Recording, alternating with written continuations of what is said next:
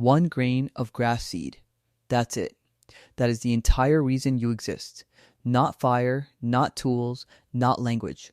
One specific category of food, small, dry, almost nutritionally invisible, became the difference between your ancestors surviving and the human line ending completely.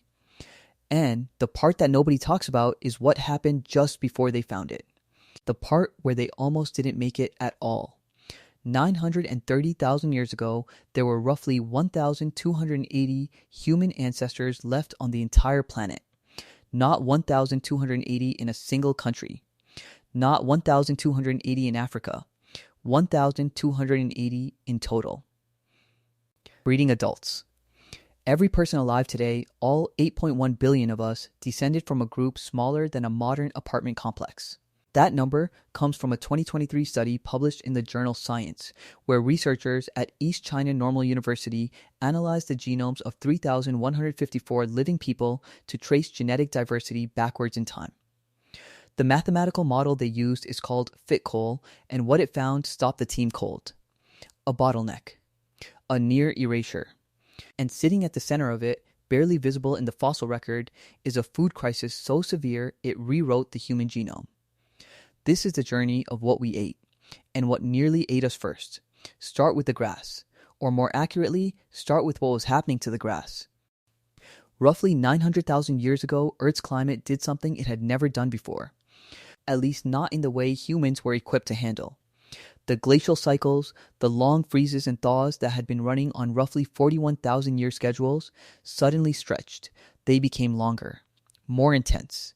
Colder this shift is called the Mid-Pleistocene Transition, and it didn't happen overnight. It crept in over tens of thousands of years, which in some ways made it more dangerous.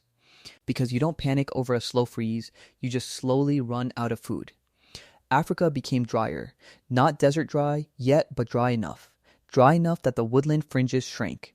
Dry enough that the animals that ate those woodlands thinned out. Dry enough that the roots, tubers, and fruits that early humans depended on became seasonal, patchy, unreliable. One bad season was survivable. 2 consecutive bad decades started culling populations, and the model suggests this went on for roughly 117,000 years. Think about that. Not a catastrophe. A slow, grinding generational hunger that lasted longer than modern Homo sapiens has existed as a species. Your ancestors weren't fleeing a disaster, they were slowly starving across dozens of generations.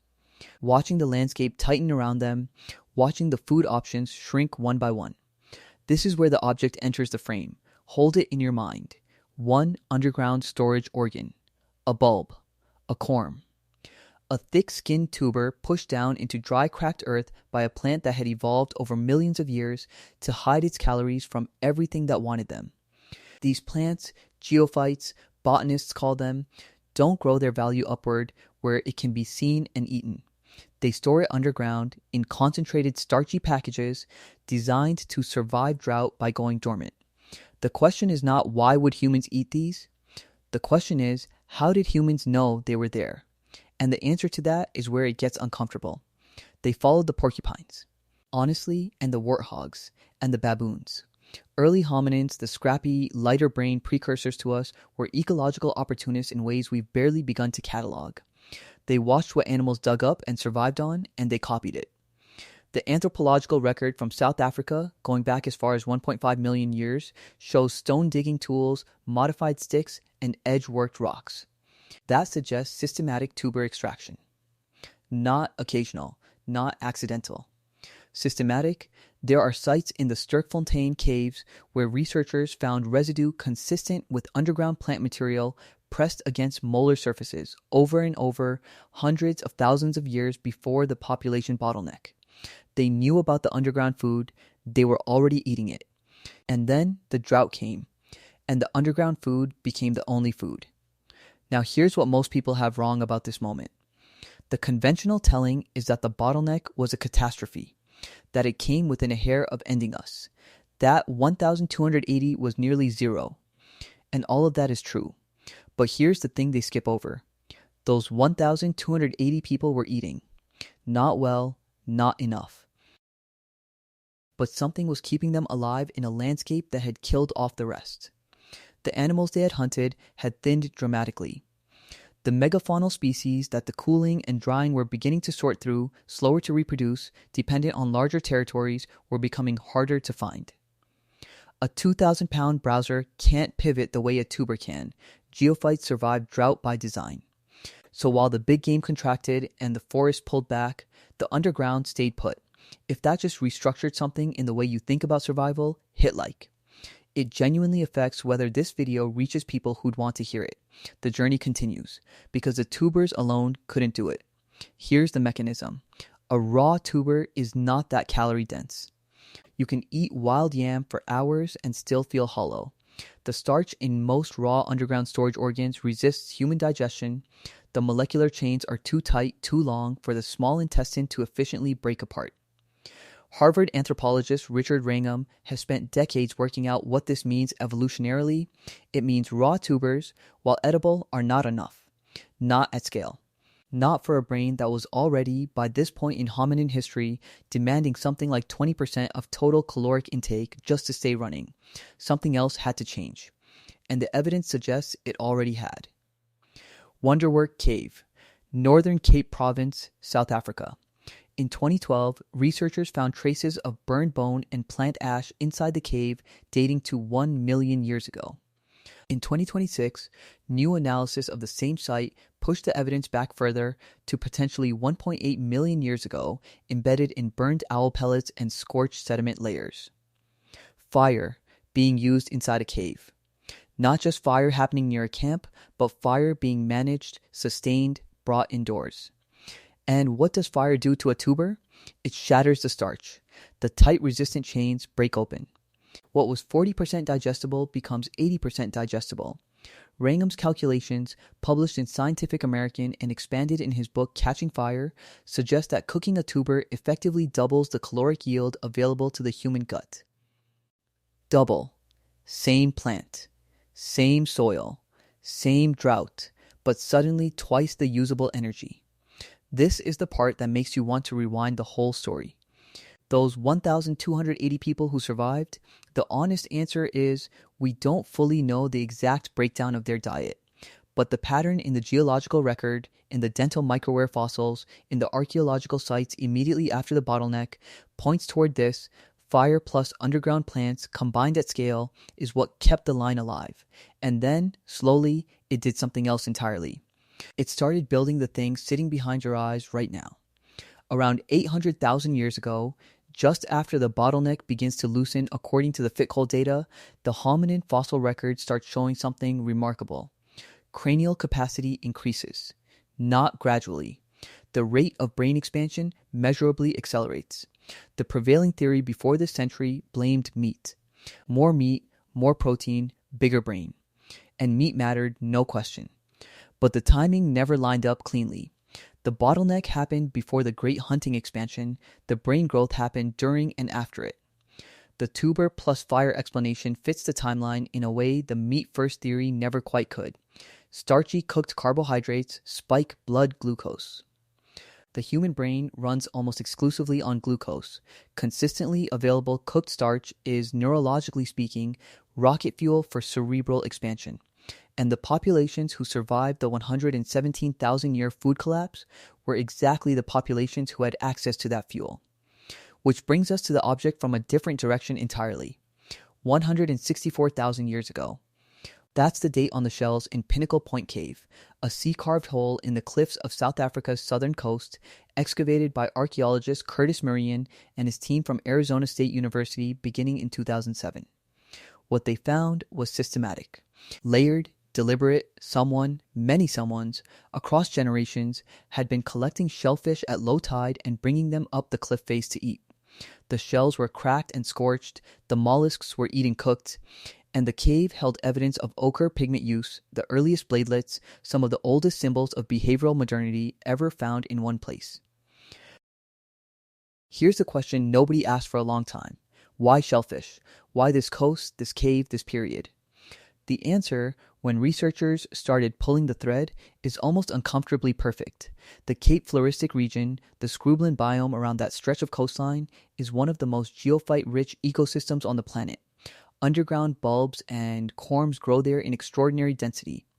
And the coastline at low tide offers mussels, limpets, and whelks with DA omega-3 fatty acid concentrations high enough to visibly affect brain development in clinical studies. A 2018 paper in the journal Ohalo found that DA sourced from shellfish was likely a direct contributor to the neural architecture expansion observed in fossil crania from this period in African coastal populations. Put it together. The survivors of the bottleneck were the ones pressed hardest against the coastline. The coastline offered both underground plants in the biome above and omega-3 rich shellfish on the rocks below. Two food sources, both requiring tools, both requiring memory and pattern recognition to exploit systematically. Both, it turns out, rewarding the brain that got good at using them. The food that almost wiped them out, the prolonged food scarcity that compressed 99% of the population into extinction, created the exact pressure that selected for the humans who were best at finding, processing, and combining new food sources. And that is the reversal you will be sitting with for a while. Here it is plainly. The famine didn't just kill, it sorted. The pressure wasn't catastrophe arriving from outside. It was a 117,000-year exam. The passing grade was cognitive flexibility around food, and the humans who passed it were not the strongest, they were not the fastest, they were the ones who noticed that burning the tuber first made it worth eating, who followed the porcupine, who climbed down the cliff face with a shell-cracking rock while the tide was low. The thing that almost ended your line was also the thing that ended everyone weaker than it. If you want to keep going on this, because the next part gets into what happened after the population climbed back up, and it is genuinely strange, subscribe. The story of how a food-shaped bottleneck rewired human social behavior is exactly what's coming next. Now, there is one more stop on this journey, because the food that saved the line eventually became the food that threatened it again, differently, later, and with far less warning. Grass seeds. That grain from the beginning. Around 23,000 years ago, during a different cold period called the last glacial maximum, a small community in the Ohalo II on the shores of the Sea of Galilee in what is now Israel were doing something new. Archaeobotanists found it in 2004. Groundstones, emmer wheat, wild barley, traces of dozens of wild grass species milled into paste, then cooked on flat heated stones. These weren't farmers. Farming is roughly 12,000 years old. These were foragers, 11,000 years before agriculture, already grinding grain, already unlocking calories from grasses the way their ancestors had unlocked calories from tubers with fire.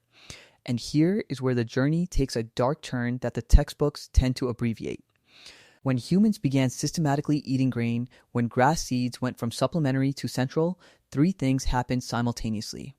First, the populations began to grow. Grain stores well. Grain can be accumulated. Accumulated food enables denser, more permanent settlements. Second, malnutrition appeared in skeletal records in forms it hadn't before. Early agricultural populations showed increased dental caries, reduced average height, bone lesions consistent with iron deficiency, and a narrowing of dietary diversity that left them catastrophically vulnerable to any single crop failure. The first farmers were, by almost every skeletal metric, less healthy than the foragers who preceded them. And third, the grain brought something with it that would periodically return to terrorize human populations for the next 10,000 years. Ergot, Claviceps purpurea. A fungus that colonizes rye and other grains under cool, damp conditions, producing alkaloids chemically similar to LSD, but at dosages and in combinations that cause vasoconstriction, hallucinations, convulsions, and in sufficient quantities, gangrenous death of the extremities. The medieval condition was called St. Anthony's fire. In 944 AD, a single ergot outbreak in France killed an estimated 40,000 people. In 994 AD, Aquitaine lost roughly 5,000 in one season. The village-scale granary, the miracle food technology that let human populations finally hold above the bottleneck threshold, also created the perfect vector for a poison that spread through the entire community's food supply at once. The food that saved the species also gave the species its first industrial-scale food disaster. Historians still argue about the exact scope of the early ergot outbreaks. The record is fragmentary. But the pattern is consistent enough. Densification around grain, reduction of dietary variety, single-point failure through shared food supply.